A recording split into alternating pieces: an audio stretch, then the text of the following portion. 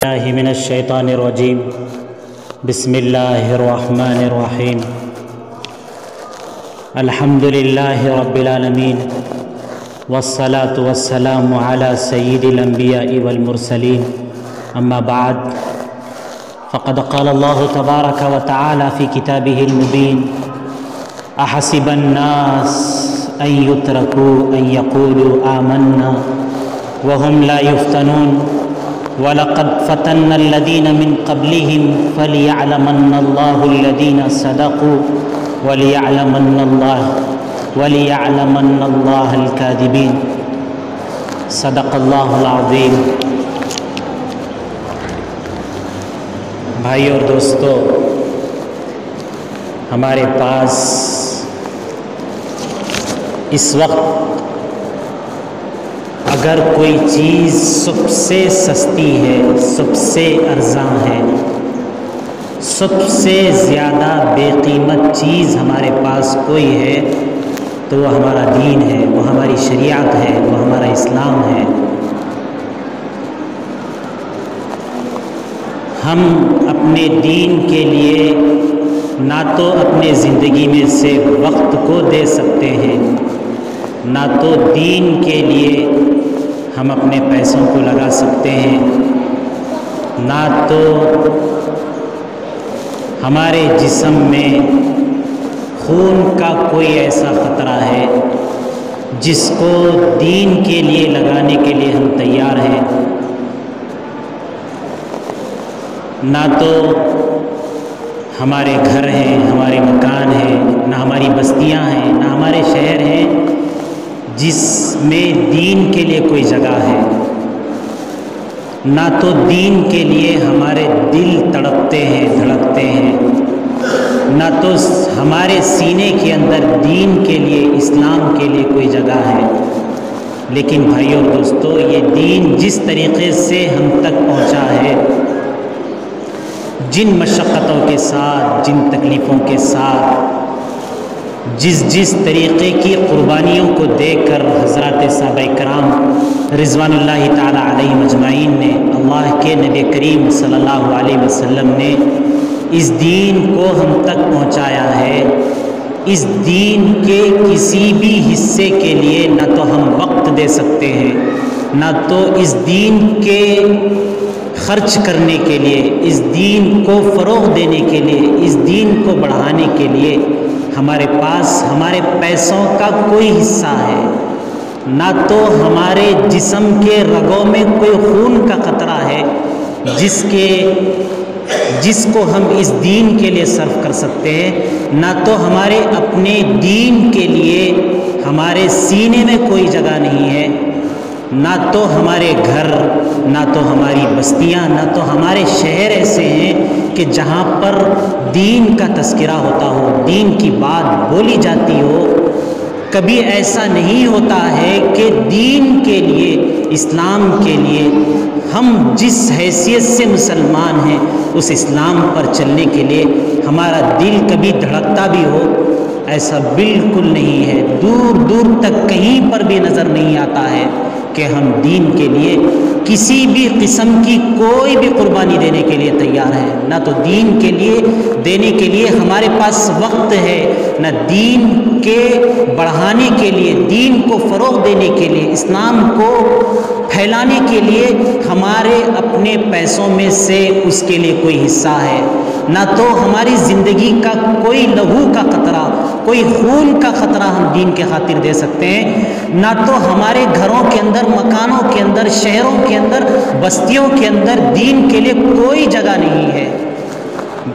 ہمارے جو مجلسیں ہوتی ہیں، جو ہماری محفلیں ہوتی ہیں، ان محفلوں میں ہمارے دین کا کوئی حصہ نہیں، کوئی تذکرہ نہیں. ہمارے دین کے لیے ہمارے دل تڑپتے نہیں ہیں، ہمارے دین کے لیے، اسلام کے لیے ہمارے سینے میں کوئی جگہ نہیں ہے. بھائی اور دوستو، یہ حقیقت ہے کہ ہماری زندگی ایسی ہو چکی ہے جو دین ہمیں اتنا سستا نظر آتا ہے، اتنا ارزاں نظر آتا ہے، اتنا جو دین ہمیں بے قیمت نظر آتا ہے۔ ہم کو اللہ عز و جل نے وراثت میں اسلام دیا ہے، ہمارے آبا و اجداد مسلمان تھے، جس کی وجہ سے ہم مسلمان ہیں۔ ہم نے دین کے لیے کسی قسم کی کوئی قربانی نہیں دی۔ نبی کریم صلی اللہ علیہ وسلم کے دور میں، صحابہ کرام رضوان اللہ تعالی علیہ مجمعین کے دور میں دین اچھے اچھے گھرانوں کے اندر پرورش نہیں پایا ہے، بڑی بڑی بلڈنگوں کے اندر دین پرورش نہیں پایا ہے، عیش و آرام کے کوٹھیوں کے اندر، بڑی بڑی محفلوں کے اندر دین کو فروغ حاصل نہیں ہوا ہے، بلکہ صحابہ کرام نے اور نبی کریم صلی اللہ علیہ وسلم نے دین کے لیے ہر قسم کی قربانیاں دی ہیں۔ بھائی اور دوستو، مکہ مکرمہ کا شہر ہے، مکہ مکرمہ کا وہ شہر ہے جس مکہ مکرمہ کے اندر اللہ تبارک و تعالیٰ کا معزز گھر ہے، جس کو ہم بیت اللہ سے تعبیر کرتے ہیں، جس کو حضرت ابراہیم اور حضرت اسماعیل علیہ السلام نے جس کی تعمیر کی ہے، وہ مکہ، یہ بابرکت شہر، جس وقت نبی کریم صلی اللہ علیہ وسلم وہاں پر مبعوث ہوئے ہیں، بھیجے گئے ہیں، اس خانہ کعبہ کے اندر سب کی عبادت ہوتی تھی۔ 360 بت اس خانہ کعبہ کے اندر رکھے ہوئے تھے، جس کی عبادت ہوتی تھی۔ عبادت نہیں ہوتی تھی تو صرف اس گھر والے کی عبادت نہیں ہوتی تھی، اس خانہ کعبہ کے رب کی عبادت اس گھر کے اندر نہیں ہوتی تھی۔ نبی کریم صلی اللہ علیہ وسلم جس وقت دین کی دعوت کو لے کر مکہ کے اندر نکلے ہیں، تو لوگوں نے نبی کریم صلی اللہ علیہ وسلم تو یہ چاہتے تھے کہ یہ دین جو انسان کو دنیا میں بھی کامیاب کرتا ہے اور آخرت میں بھی انسان کو کامیاب کرتا ہے، اور وہ ایمان جس کے ذریعے سے نبی کریم صلی اللہ علیہ وسلم لوگوں کے دلوں کو منور کرنا چاہتے تھے، روشن کرنا چاہتے تھے، اس دین کو لے کر لوگوں کے پاس نکلے تو لوگوں نے گالیاں دی، لوگوں نے نبی کریم صلی اللہ علیہ وسلم کو مارا پیٹا، طرح سے ستانے کے لیے، نبی کریم صلی اللہ علیہ وسلم کو پریشان کرنے کے لیے ان کی طرف سے جو بھی حربے ہو سکتے تھے، جو بھی تدبیریں ہو سکتی تھی، ساری کی ساری تدبیریں کی۔ نبی کریم صلی اللہ علیہ وسلم جب دین کو پھیلانے کے لیے، لوگوں کو دین کی طرف متوجہ کرنے کے لیے صرف ایک نبی کریم صلی اللہ علیہ وسلم کی ذات اقدس ہے، کوئی نہیں ہے۔ نبی کریم صلی اللہ علیہ وسلم دین کے اس بڑے بیڑے کو اٹھا کر اس مکہ کی بستی کے اندر نکلے ہیں، جس کے اندر ایک اکیلے اللہ کی عبادت کے لیے گھر بنا ہوا ہے۔ کوئی آپ صلی اللہ علیہ وسلم کی بات کو تسلیم کرنے کے لیے تیار نہیں ہے۔ نبی کریم صلی اللہ علیہ وسلم تھکے ہارے ہوئے گھر کو آتے ہیں، گھر کو آ کر اللہ سے عرض کرتے ہیں، اے اللہ، میں تو ان کی دنیا کی کامیابی بھی چاہتا ہوں، ان کی دین کی کامیابی بھی چاہتا ہوں۔ اے اللہ، میں تو ان سے کوئی پیسہ بھی طلب نہیں کرتا، میں تو ان سے کوئی اجرت بھی طلب نہیں کرتا، میں تو ان کو دنیا میں بھی کامیاب کرنا چاہتا ہوں، میں تو ان کو آخرت میں بھی کامیاب کرنا چاہتا ہوں، میں اس کی دعوت دیتا ہوں، لیکن اے اللہ یہ لوگ میری دعوت کو قبول نہیں کرتے۔ نبی کریم صلی اللہ علیہ وسلم جو صورتحال آپ صلی اللہ علیہ وسلم کے ساتھ پیش آتی ہے، ایک صحابی کہتے ہیں کہ میں نے نبی کریم صلی اللہ علیہ وسلم کو جب بالکل ابتدائی دور تھا، جس دور کے اندر نبی کریم صلی اللہ علیہ وسلم مکہ کے لوگوں کے اندر دین کو پہنچانے کے لیے نکلے ہیں، تو وہ کہتے ہیں کہ نبی کریم صلی اللہ علیہ وسلم ہر گھر کو جاتے تھے، ہر گھر کو کھٹکھٹاتے تھے، کھٹکھٹا کر کہتے تھے، یا ایھا الناس قولوا لا الہ الا اللہ تفلحون، اے لوگو لا الہ الا اللہ کہہ لو، دنیا میں بھی کامیاب ہو جاؤ گے، آخرت میں بھی اللہ تم کو سرخ رو کریں گے، اللہ تبارک و تعالیٰ آخرت میں بھی تم کو عزت و عظمت اللہ تبارک و تعالیٰ عطا کریں گے، اس دنیا کے اندر بھی تم عزیز ہوگے، تم محترم ہوگے۔ جب نبی کریم صلی اللہ علیہ وسلم یہ دعوت دیتے تھے تو وہ صحابی کہتے ہیں کہ میں نے نبی کریم صلی اللہ علیہ وسلم کو اپنی ابتدائی دور کے اندر دیکھا ہے کہ نبی کریم صلی اللہ علیہ وسلم کے ساتھ کیا سلوک کیا جاتا تھا۔ فَمِنْهُمْ مَنْ تَفَلَ فِي وَجْهِهِ، کچھ وہ لوگ تھے جو نبی کریم صلی اللہ علیہ وسلم کے پھول جیسے حسین چہرے پر چاند جیسے خوبصورت چہرے پر نبی کریم صلی اللہ علیہ وسلم کے تھوک دیا کرتے تھے۔ وَمِنْهُمْ مَنْ سَبَّهُ، کچھ وہ لوگ تھے جو آقا صلی اللہ علیہ وسلم کو گالیاں دے کر واپس کرتے تھے، اور کچھ وہ لوگ تھے جو نبی کریم صلی اللہ علیہ وسلم کو برا بھلا کہتے تھے۔ نبی کریم صلی اللہ علیہ وسلم کا روزانہ کا معمول ہے، دوپہر ہو جاتی تھی، دوپہر ہونے کے بعد ایک لڑکی جو نبی کریم صلی اللہ علیہ وسلم کی صاحبزادی ہے، حضرت زینب رضی اللہ تعالیٰ عنہا ہیں، ایک لوٹا لے کر آتی، نبی کریم صلی اللہ علیہ وسلم کو طرح طرح سے پریشان کیا جاتا، نبی کریم صلی اللہ علیہ وسلم کا لہو خون بہہ جاتا۔ بیٹی آتی، آ کر کہتی کہ اے بجان آپ کتنی محنت کرتے ہیں، کتنی مشقت کرتے ہیں، کتنی تکلیفیں اٹھاتے ہیں، تو نبی کریم وہ رو پڑتی تو نبی کریم صلی اللہ علیہ وسلم کہتے تھے بیٹی تم رونا نہیں، تم اپنے والد محترم پر کسی قسم کے تمہارے والد محترم کو اچک لیا جائے گا یا تمہارے والد محترم کو ذلیل کیا جائے گا، ایسا بالکل نہیں ہوگا۔ یہ تسلی نبی کریم صلی اللہ علیہ وسلم اپنی بیٹی کو دیا کرتے تھے۔ پھر گھر میں جاتے، پھر گھر میں جا کر نبی کریم صلی اللہ علیہ وسلم بستر میں لیٹ جاتے، نروس ہو جاتے، مایوس ہو جاتے، اے اللہ میں تو صرف ان کی دنیا کی بھلائی چاہتا ہوں، میں ان کی دین کی بھلائی چاہتا ہوں، لیکن اے اللہ یہ مانتے نہیں ہیں، میں ان سے کسی قسم کی اجرت کا میں مطالبہ نہیں کرتا ہوں، یہ میری بات کو مانتے نہیں ہیں۔ لیکن اللہ تبارک و تعالیٰ کی طرف سے قرآن کریم کی آیت نازل ہوتی ہے، یا ایھا المدثر، اے کملی اوڑھنے والے، قم فانذر، کھڑے ہو جائیے اور اپنے رب کی تعریف بیان کیجئے، فکبر، قم فانذر، کھڑے ہو جائیے، اللہ سے ڈرائیے، وربک فکبر، آپ کو لیٹنا نہیں ہے، آپ کو سونا نہیں ہے، آپ کو تو اس دین کو اس دنیا کے ہر کونے تک پہنچانا ہے، آپ اٹھ کر کھڑے ہو جائیے۔ پھر اس کے بعد نبی کریم صلی اللہ علیہ وسلم کو جب اللہ کی طرف سے یہ ہمت ملتی ہے تو پھر نکلتے ہیں۔ صفا مروہ کی پہاڑیاں مکہ کے اندر موجود تھی، نبی کریم صلی اللہ علیہ وسلم صفا کی پہاڑی پر چڑھتے ہیں، چڑھ کر آواز لگاتے ہیں، آواز لگا کر کہتے ہیں، لوگوں کا معمول تھا کہ جب دشمن حملہ آور ہوتا تھا تو وہ پہاڑی پر چڑھ جاتے اور چڑھ کر کہتے وا صباحا وا صباحا وا صباحا، اے لوگوں،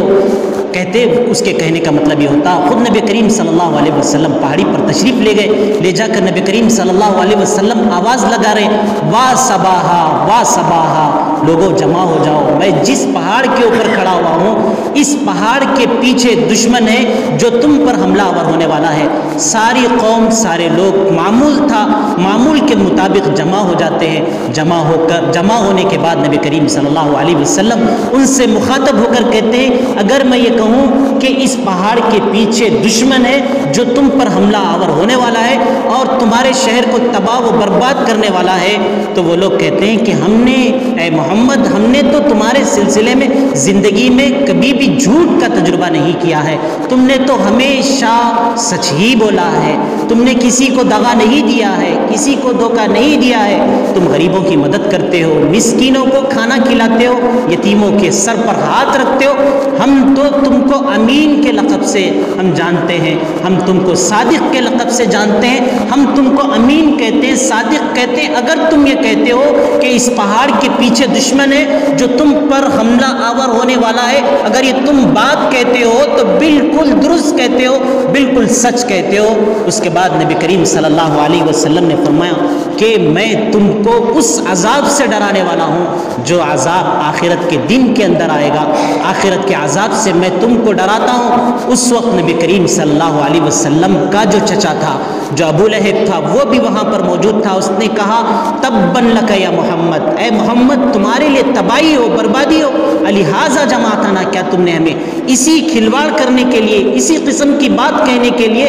ہمیں یہاں پر جمع کیا تھا؟ پھر اس کے بعد اس نے اسی پر اکتفا نہیں کیا، نبی کریم صلی اللہ علیہ وسلم کی دو صاحبزادیاں ہیں، حضرت رقیہ ہیں، حضرت ام کلثوم رضی اللہ تعالی عنہما ہیں، یہ ابو لہب کی دو بیٹیوں سے یہ بیاہی گئی تھی، ان کی شادی ہوئی تھی۔ ابو لہب نے فوراً ہی یہ کہا، اپنے بیٹوں سے کہا کہ تم محمد صلی اللہ علیہ وسلم کی بیٹیوں کو طلاق دے دو، تو بڑے بیٹے نے نہ صرف یہ کہ طلاق دے دیا نبی کریم صلی اللہ علیہ وسلم کی صاحبزادیوں کو، بلکہ اس نے آقا صلی اللہ علیہ وسلم کے پھول جیسے حسین چہرے پر اور چاند جیسے خوبصورت چہرے پر تھوک بھی دیا۔ نبی کریم صلی اللہ علیہ وسلم نے دین کے خاطر، اسلام کے فروغ کے خاطر، اسلام کو پھیلانے کے خاطر نبی کریم صلی اللہ علیہ وسلم نے اپنے بیٹیوں کے طلاق کو بھی برداشت کیا۔ نبی کریم صلی اللہ علیہ وسلم کے چہرے اطہر پر تھوک کو بھی پھینکا گیا۔ پھر اس کے بعد اس نے اسی پر اکتفا نہیں کیا، ان کی ابو لہب کی جو بیوی تھی ام جمیلہ تھی، اس کا یہ معمول تھا کہ نبی کریم صلی اللہ علیہ وسلم کے گھر پر کانٹیاں لا کر ڈالا کرتی تھی، اور نبی کریم صلی اللہ علیہ وسلم کے گھر پر گندگی لا کر آقا صلی اللہ علیہ وسلم کے گھر پر ڈالا کرتی تھی ابو لہب اور ابو لہب کی اولاد۔ اور ابو لہب کی بیوی نے کوئی ایسا موقع نہیں چھوڑا، کوئی ایسا لمحہ نہیں چھوڑا، کوئی ایسی گھڑی نہیں چھوڑی کہ جس کے اندر نبی کریم صلی اللہ علیہ وسلم کو تکلیفیں دی جائے۔ نبی کریم صلی اللہ علیہ وسلم کی بیٹیوں کو جب طلاق دی گئی تو نبی کریم صلی اللہ علیہ وسلم نے جو ابو لہب کے بیٹے نے آقا صلی اللہ علیہ وسلم کے چہرے پر تھوک دیا تھا تو نبی کریم صلی اللہ علیہ وسلم نے اس کے حق میں بد دعا کی تھی، اللہم سلط علیہ کلابا من کلابک، اے اللہ تو اس شخص کو جس نے میری بیٹی کو طلاق دیا، جس نے میرے چہرے پر تھوک دیا، اپنے کتوں میں سے کسی کتے کو اس پر مسلط کیجئے۔ ایک مرتبہ یہ جنگل میں گیا تو جنگل میں ایک شیر نے اس پر حملہ کر کے قافلے میں سے اٹھا کر لے جا کر اس کے تکے بوٹیاں کر دی۔ اسی طریقے سے ام جمیلہ جو ابو لہب کی بیوی تھی، جو نبی کریم صلی اللہ علیہ وسلم کی چچی ہوا کرتی تھی، جو نبی کریم صلی اللہ علیہ وسلم کو ہر طریقے کی تکلیفیں دیا کرتی تھی، نبی کریم صلی اللہ علیہ وسلم نے اس کے حق میں بھی بد دعا کی تھی کہ یہ ایک مرتبہ کسی طریقے سے اپنی رسی کو لے کر یہ بیٹھی ہوئی تھی، کچھ ایسے ہو گیا کہ وہ رسی اس کی گردن میں لپیٹ گئی، اور وہ لپیٹ جانے کی وجہ سے اپنی ہی رسی میں لپیٹ کر وہ مر گئی۔ اور باپ جو نبی کریم صلی اللہ علیہ وسلم کا چچا ہے، ابو لہب ہے، وہ جو تکلیفیں دیا کرتا تھا، جس کی وجہ سے نبی کریم صلی اللہ علیہ وسلم نے اس کے حق میں بھی بد دعائیں کی، بلکہ اللہ تبارک و تعالیٰ نے قرآن کریم کے اندر مستقل صورت نازل کر کے کہا تبت یدا ابی لہب، اے ابو لہب تو یہ کہتا ہے، میرے نبی کو یہ کہتا ہے کہ ان کے ہاتھ تباہ و برباد ہو۔ اللہ قرآن کریم کے اندر کہتے تبت یدا ابی لہب، ابو لہب کے ہاتھ تباہ و برباد ہو جائے۔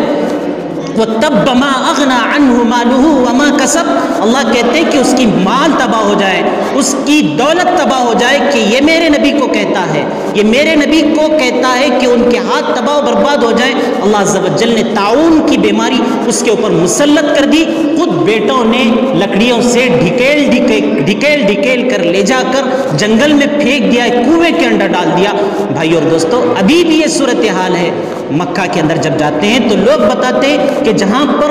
مروہ صفا مروہ ہے، صفا مروہ کے بازو میں ابو لہب کا گھر تھا، ابو لہب کے گھر کو اس وقت بیت الخلا بنا دیا گیا ہے۔ یہ ابو لہب تھا جس نے نبی کریم صلی اللہ علیہ وسلم دین کے فروغ کے لیے، دین کو ساری دنیا میں پھیلانے کے لیے جب ہمارے آقا صلی اللہ علیہ وسلم نکلتے تھے تو اس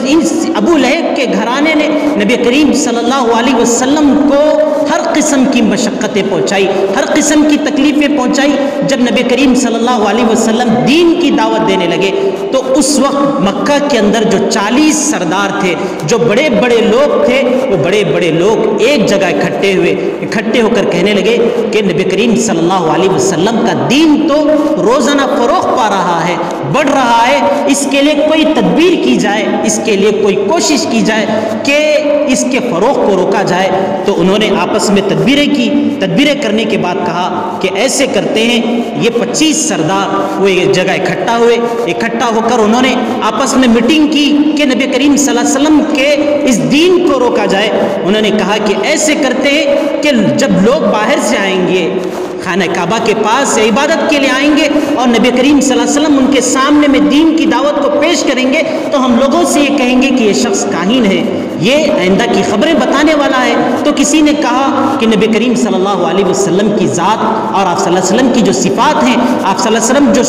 سوشل ورکر ہیں، سماج کے لیے جو خدمت کرتے ہیں، اس کی وجہ سے تو کوئی اس بات کو ماننے کے لیے تیار نہیں ہوگا کہ نبی کریم صلی اللہ علیہ وسلم کاہن ہے۔ تو کسی نے کہا کہ ہم ایسے کہتے ہیں کہ یہ شخص دیوانہ ہے، اس کی بات کو کوئی نہ مانو، تو ان میں سے ایک نے کہا کہ اس سے زیادہ فرزانہ، اس سے زیادہ عقل مند کون ہو سکتا ہے، اس کے اوپر تم دیوانہ ہونے کی تہمت لگاؤ گے؟ پھر ایک شخص نے کہا کہ ہم اس کو شاعر کہتے ہیں، شاعر کہیں گے تو شعر جو کہتا ہے تو لوگ اس کی طرف مائل ہوتے ہیں، تو یہ شعر والی گفتگو کرتا ہے جس کی وجہ سے لوگ اس کی طرف مائل ہوتے ہیں، تو میں مائل ہونے کی کوئی ضرورت نہیں ہے۔ تو عرب جو ہے قرآن کو جانتے تھے، قرآن کی فصاحت کو جانتے تھے، قرآن کی بلاغت کو جانتے تھے، قرآن کے مقام کو جانتے تھے، مرتبے کو جانتے تھے۔ انہوں نے کہا کہ یہ محمد صلی اللہ علیہ وسلم کا کلام سنے گا تو ہر عرب جان لے گا کہ یہ کوئی شعر نہیں ہے، تو نبی کریم صلی اللہ علیہ وسلم کو شاعر بھی نہیں کہہ سکتے۔ تو کسی نے کہا کہ جادوگر کہیں گے، جادوگر تو بٹے باز ہوتے ہیں، بدمعاش ہوتے ہیں، ہم نے تو ان کے اندر کوئی صفت نہیں پائی ہے۔ تو آخر میں انہوں نے ابو لہب سے ہی پوچھا کہ ان کو کس طریقے سے متہم کیا جائے، کس طریقے سے نبی کریم صلی اللہ علیہ وسلم کو بدنام کیا جائے کہ دین کے فروغ سے روک دیا جائے۔ تو انہوں نے کہا کہ یہ ایسا شخص ہے جو بھائی اور بہن کے درمیان میں، باپ اور بیٹے کے درمیان میں، باپ اور شوہر اور بیوی کے درمیان میں، ماں اور بیٹے کے درمیان میں پھوٹ ڈالتا ہے، اس کی بات کو نہیں ماننا چاہیے۔ چنانچہ اس پر اتفاق ہوا۔ وہ نبی کریم صلی اللہ علیہ وسلم جب لوگوں کے بیچ میں جاتے، دین کی دعوت دیتے، تو یہ لوگ بیچ میں روڑے کھڑا کر دیتے، کہتے کہ اس کی بات کو ہرگز نہیں ماننا، یہ بھائی بھائی کے درمیان جدائیگی کر دیتا ہے، یہ بھائی بہن کے درمیان جدائیگی کرتا ہے، یہ شوہر اور بیوی کے درمیان جدائیگی کر دیتا ہے، اور یہ باپ اور بیٹے کے درمیان جدائیگی کرتا ہے۔ تو لوگ نبی کریم صلی اللہ علیہ وسلم سے متنفر ہو جایا کرتے تھے۔ نبی کریم صلی اللہ علیہ وسلم نے دین کے خاطر، اس اسلام کے خاطر جو ہمارے یہاں بھائی اور دوستوں کوئی قیمت نہیں ہے، نہ تو اس دین کے لیے ہمارے پاس کوئی وقت ہے، نہ تو ہمارے پاس اس دین کو خرچہ کرنے کے لیے، اس دین کو فروغ دینے کے لیے ہمارے پاس ہمارے پیسوں میں سے کوئی حصہ ہے، نہ ہمارے خون میں سے کوئی حصہ ہے، نہ تو ہمارے سینے میں اس دین کے لیے کوئی جگہ ہے، نہ تو ہمارے گھر میں، نہ ہمارے مکان میں، نہ ہماری بستی میں، نہ ہمارے شہروں میں کہیں دین کے سلسلے میں کوئی جگہ نہیں ہے، نہ ہمارے دل اس دین کے لیے تڑپتے ہیں۔ بھائی اور دوستوں، اس دین کو نبی کریم صلی اللہ علیہ وسلم نے بیٹیوں کو طلاق دلوا کر، بچوں کو قربان کروا کر، بیویوں کو بیوہ کروا کر، عورتوں کے سہاگ کو لٹوا کر، اور بچوں کو یتیم کر کے، گھروں کو اجاڑ کر، گھروں کو برباد کر کے آقا صلی اللہ علیہ وسلم نے اور آقا صلی اللہ علیہ وسلم کے صحابہ نے دین کو ہم تک پہنچایا ہے، جس دین کی ہمارے پاس کوئی وقت نہیں، کوئی قیمت نہیں۔ اگر ہمارے پاس دنیا میں کسی بھی چیز کی قیمت ہو سکتی ہے، لیکن ہمارے پاس دین کی قیمت کچھ نہیں ہو سکتی ہے۔ اس دین کے لیے نبی کریم صلی اللہ علیہ وسلم نے ایسی محنتیں کی، ایسی مجاہدے کیے۔ نبی کریم صلی اللہ علیہ وسلم ان کفار کے، ان مشرکین کے جو مکہ مکرمہ میں رہتے تھے، ان کے کہنے پر، ان کے روکنے پر نبی کریم صلی اللہ علیہ وسلم نہیں رکے۔ تو نبی کریم صلی اللہ علیہ وسلم کے چچا محترم تھے، ابو طالب تھے، جو نبی کریم صلی اللہ علیہ وسلم کا ساتھ دیتے تھے، آپ صلی اللہ علیہ وسلم کا سپورٹ کرتے تھے۔ وہ لوگ ان کے پاس گئے، جا کر کہنے لگے کہ تم اپنے بھانجے کو روک لو، تم اپنے بھتیجے کو روک لو، تم اپنے بھتیجے کو روک لو، یہ ہمارے بھائیوں کے بیچ میں پھوٹ ڈالتا ہے، بیوی بچوں کے درمیان میں پھوٹ ڈالتا ہے۔ جب پانی سر سے اونچا ہو گیا تو ابو طالب جو نبی کریم صلی اللہ علیہ وسلم کے سپورٹ میں رہا کرتے تھے، نبی کریم صلی اللہ علیہ وسلم کے ہمیشہ ساتھ میں رہا کرتے تھے، جب پانی سر سے اونچا ہو گیا، مکہ کے سارے سردار آ کر یہ کہنے لگے کہ آپ اپنے بھتیجے کو روک لیجئے، ورنہ ہم اپنے ہاتھ کو روکنے والے نہیں ہیں۔ آپ چونکہ ہمارے سردار ہیں، ہمارے یہاں محترم ہیں، معزز ہیں، اس واسطے ہم آپ کو وارننگ دیتے ہیں کہ آپ اپنے بھتیجے کو روک لیجئے۔ چچا ابو طالب بھی سہم گئے، ڈر گئے، بھتیجے کو بلا کر کہنے لگے بیٹے اتنا بوجھ مجھ پر مت ڈالو، میں اتنا بوجھ کو میں تحمل نہیں کر سکتا ہوں، میں اتنی تکلیف کو برداشت نہیں کر سکتا ہوں۔ تو آقا صلی اللہ علیہ وسلم نے فرمایا چچا جان، اگر یہ لوگ ایک ہاتھ میں چاند کو لا کر رکھتے ہیں، اگر ان کے پاس اتنی استطاعت ہے، اتنی قدرت ہے، اتنی طاقت ہے کہ ایک ہاتھ کے اندر اگر یہ چاند کو لا کر رکھتے ہیں اور دوسرے ہاتھ کے اندر اگر یہ سورج کو لا کر رکھتے ہیں، تب بھی میں اس دین کو دنیا کے ہر کچے پکے مکان میں پہنچنے تک، جب تک میری سانسیں موجود ہیں اس وقت تک اس دین کو پھیلانے سے نہیں رکوں دوں گا۔ جب یہ بات نبی کریم صلی اللہ علیہ وسلم کی طرف سے تسلیم نہیں کی گئی تو مکہ کے لوگوں نے ایک تدبیر کی کہ نبی کریم صلی اللہ علیہ وسلم کو اور نبی کریم صلی اللہ علیہ وسلم کے پورے خاندان کو، بنو ہاشم جو خاندان تھا، جو نبی کریم صلی اللہ علیہ وسلم کا خاندان تھا، ان کا 3 سال کے لیے، بھائی اور دوستو، 1 دن کے لیے نہیں، 2 دن کے لیے نہیں، 1 ہفتے کے لیے نہیں، 1 مہینے کے لیے نہیں، 1 سال کے لیے نہیں، بنو ہاشم کے پورے خاندان کو ایک گھاٹی کے اندر بند کر دیا۔ خانہ کعبہ کے اوپر تحریر لگا دی کہ کوئی ان سے بیچے گا نہیں، کوئی ان سے فروخت نہیں کرے گا، کوئی ان سے گفتگو نہیں کرے گا، کوئی ان سے کلام نہیں کرے گا، کوئی ان سے ملے گا نہیں، کوئی جلے گا نہیں۔ بھائی اور دوستو، اس موقع سے نبی کریم صلی اللہ علیہ وسلم اور آپ کے خاندان نے جس قسم کی زندگی گزاری ہے، بھائی اور دوستو، وہ تاریخ میں سنہرے حروفوں میں لکھے جانے کے قابل ہے۔ بتایا یہ جاتا ہے کہ ماؤں کی چھاتیوں سے دودھ بھی ختم ہو گیا، جس کی وجہ سے بچے بلک جاتے، ترس جاتے، تڑپ جاتے، اور صحابہ کرام نے جو دین اسلام کو قبول کیے تھے اور نبی کریم صلی اللہ علیہ وسلم نے اپنے پورے خاندان کو قربان کر دیا اس دین کے خاطر، کہ جس پتے کو بکریاں بھی کھانا گوارا نہیں کرتی تھی، وہ پتیاں کھا کر آقا صلی اللہ علیہ وسلم کے خاندان نے 3 سال تک، اللہ کی مہربانی ہوئی کہ جس پیپر کو، جس معاہدے کو لکھ کر انہوں نے خانہ کعبہ کے اوپر لٹکا دیا تھا، جس میں آپ صلی اللہ علیہ وسلم اور آپ صلی اللہ علیہ وسلم کے خاندان کی بیکاٹ کی تحریر لکھی ہوئی تھی، اللہ کی طرف سے اتفاق ایسا کہ اس تحریر کو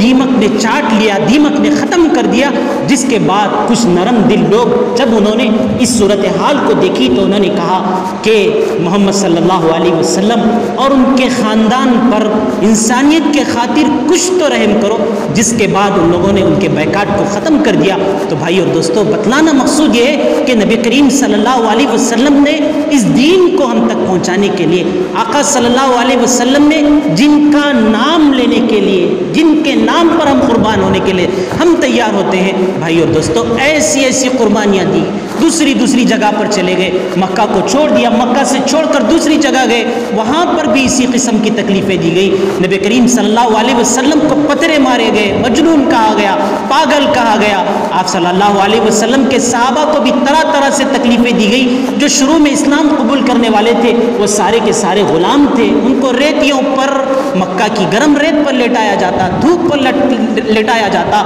ان کے اوپر پتھر لٹایا جاتا، لیکن بھائی اور دوستو، وہ کس ایمان کے بنے ہوئے تھے، وہ کس اسلام کے بنے ہوئے تھے، وہ کیسے مسلمان تھے کہ انہوں نے ہر قسم کی قربانی انہوں نے گوارا کر لی، اپنے گھر والوں کو قربان کر دیا، اپنے بچوں کو قربان کر دیا، اپنے مال کو قربان کر دیا، اپنی دولت کو قربان کر دیا، اپنی ہر چیز کو قربان کر دیا، اپنے جسم کے ایک ایک قطرے کو قربان کر دیا، لیکن انہوں نے اس دین کو محفوظ رکھ کر انہوں نے ہم تک پہنچا دیا۔ تو بھائی اور دوستو،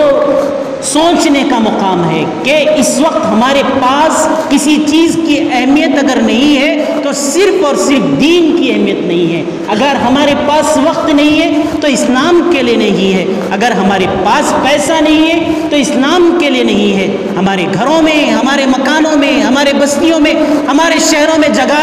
اگر نہیں ہے تو اسلام کے لیے نہیں ہے، نبی کریم صلی اللہ علیہ وسلم کی تعلیمات کے لیے نہیں ہے، ہمارے دلوں میں جگہ نہیں ہے تو صرف اور صرف اسلام کے لیے نہیں ہے۔ اگر ہمارا دل نہیں دھڑکتا ہے تو اسلام کے لیے نہیں دھڑکتا ہے، اگر ہم قربانی نہیں دے سکتے، اگر ہمارے رگوں میں خون ہے تو ہم وہ خون کا قطرہ سب کے لیے دے سکتے ہیں، اپنی معاملی لڑائیوں کے لیے دے سکتے ہیں، اپنے معاملی جھگڑوں کے لیے دے سکتے ہیں، اس خون کو ختم کر سکتے ہیں، لیکن اسلام کے لیے بھائی اور دوستو ہم کچھ نہیں کر سکتے، کچھ نہیں دے سکتے۔ بھائی اور دوستو، صحابہ کرام نے تو بہت کچھ دیا، بہت کچھ دیا۔ جس وقت غزوہ خندق جو نبی کریم صلی اللہ علیہ وسلم کے زمانے کی ایک جنگ تھی، اس موقع سے صحابہ کرام خندق کو کھودنے لگے، کھانے کے لیے کچھ نہیں تھا۔ آقا صلی اللہ علیہ وسلم نے اپنے ساتھیوں کو دیکھا کہ بھوک سے پیٹ سینے سے لگے ہوئے ہیں، اور انہوں نے شکایت کی کہ اللہ کے رسول اللہ صلی اللہ علیہ وسلم کھانے کے لیے کچھ بھی نہیں ہے۔ تو نبی کریم صلی اللہ علیہ وسلم نے اپنے پیٹ کو اٹھا کر بتایا کہ میرے پیٹ پر تو، تمہارے پیٹ پر تو ایک پتھر لگا ہوا ہے، جس کے ذریعے سے محنت کر کے کفار کا دفاع کرنے کے لیے، غیروں کا دفاع کرنے کے لیے ہم اس خندق کو کھود رہے ہیں، میرے پیٹ پر تو 2 پتھر لگے ہوئے ہیں۔ پھر اس کے بعد نبی کریم صلی اللہ علیہ وسلم نے ایک شعر پڑھا، اللہم لا عیش الا عیش الاخرہ، اے اللہ زندگی تو آخرت کی زندگی ہے، فرحم الانصار والمہاجرہ، اے اللہ انصار پر رحم فرمائیے، اے اللہ مہاجرین پر رحم فرمائیے کہ انہوں نے دین کے خاطر، دین کے فروغ کے خاطر کیا کیا قربانیاں نہیں دی، کچھ نہیں دیا، سب کچھ دیا، سب کچھ لٹا دیا، سب کچھ کر لیا، جان کی، مال کی، بال بچوں کی، وطن کی، دولت کی، ہر قسم کی قربانی دی۔ لیکن بھائی اور دوستو ہماری صورتحال یہ ہے کہ آج یہ یقیناً بھائی اور دوستو بڑے افسوس کا مقام ہے کہ ہمیں تو دین سے اتنی چڑ ہے کہ ہم ایک دیندار شخص کو دیکھنا بھی گوارا نہیں کرتے ہیں، ایک دیندار شخص ہمارے آنکھ میں نہیں جچتا ہے، ہم اس کے اوپر اعتراضات کرتے ہیں۔ ایک دیندار کو یہ تو غیر تو دور کے رہے، ہمارے اپنے معاشرے کے اندر، ہمارے سماج کے اندر اگر کوئی شخص دین پر چلتا ہے، نبی کریم صلی اللہ علیہ وسلم کی سنتوں کو اپناتا ہے، تو اس کو ہم بالکل ایسے ہی دیکھتے ہیں جیسا ایک غیر دیکھتا ہے کہ وہ آقا صلی اللہ علیہ وسلم کی سنتوں پر چلنے والا بھی ہماری نگاہوں میں جچتا نہیں ہے۔ بھائی اور دوستو ہم دین سے کتنے دور ہو گئے، دین سے کتنے دور ہو گئے، ہمارے پاس سب کچھ ہے لیکن ایمان نہیں ہے۔ ہمارے گھروں میں، ہماری مجلسوں میں ہر قسم کے تذکرے ہوتے ہیں، دنیا کی ہر قسم کی بات ہوتی ہے، اگر بات نہیں ہوتی ہے تو صرف دین کی بات نہیں ہوتی ہے۔ انگلش کی تعلیم کے لیے، دنیا کی تعلیم کے لیے حاصل کرنا کوئی منع نہیں ہے، شریعت کہتی ہے اپنے دین کو قائم رکھتے ہوئے تعلیم کو حاصل کرو، آسمان پر پہنچو، چرخوں پہ چلو، ہواؤں میں اڑو، پلینوں میں اڑو، جہاں جاتے ہو جاؤ، لیکن کبھی بھی اللہ اور اس کے رسول اللہ صلی اللہ علیہ وسلم کو نہ بھولو۔ لیکن بھائی اور دوستو ہماری صورتحال یہ ہے کہ اپنے بچوں کے لیے، ان کی عصری تعلیم کے لیے ہر قسم کی قربانی دے سکتے ہیں، لیکن دینی تعلیم کے لیے دینے کے لیے، ہمارے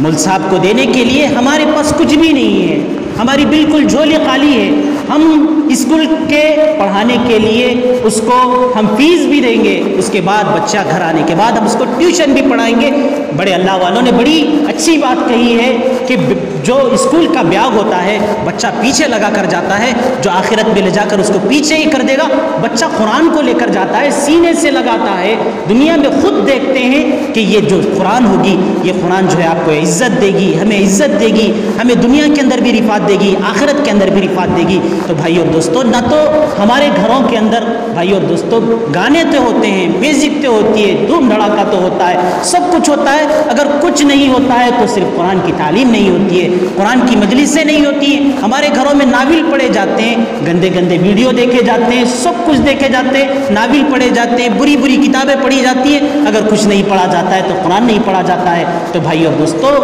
بتلانا مقصود یہ ہے کہ صحابہ کرام نے، اللہ کے نبی کریم صلی اللہ علیہ وسلم نے بڑی محنتوں سے، بڑے مجاہدوں سے، بڑے تکلیفوں سے اس دین کو ہم تک پہنچایا ہے، وراثتاً خاندانی طور پر ہم کو دین ملا ہے۔ آج کل پھر جو اسلام کو قبول کرتے ہیں ان سے جا کر اسلام کی حقیقت کو پوچھئے کہ وہ لوگ اپنے دل پر کتنے پتھر رکھے ہوئے ہوتے ہیں، وہ کس کس قسم کی تکلیفوں کو برداشت کرتے ہیں۔ تو بھائی اور دوستو ضرورت اس بات کی ہے کہ ہم دین کے لیے، اسلام کے لیے اپنے وقت کو نکالیں، اپنے پیسے کو نکالیں، اپنے گھروں کے اندر دین کو داخل کریں، اپنے بستی کے اندر دین کو داخل کریں، اپنے شہر کے اندر دین کو داخل کریں، اپنے جسم کے اندر، اپنے سینے کے اندر دین کو جگہ دیں، دین کے لیے اپنے دلوں کو دھڑکتا ہوا بنا دیں، جس کے لیے آقا صلی اللہ علیہ وسلم نے، صحابہ کرام نے پوری زندگی گزاری تھی۔ اللہ عز و جل سے دعا ہے کہ اللہ تبارک و تعالیٰ دین کے لیے ہمیں بھی قربانی دینے کی توفیق عطا فرمائے، آمین۔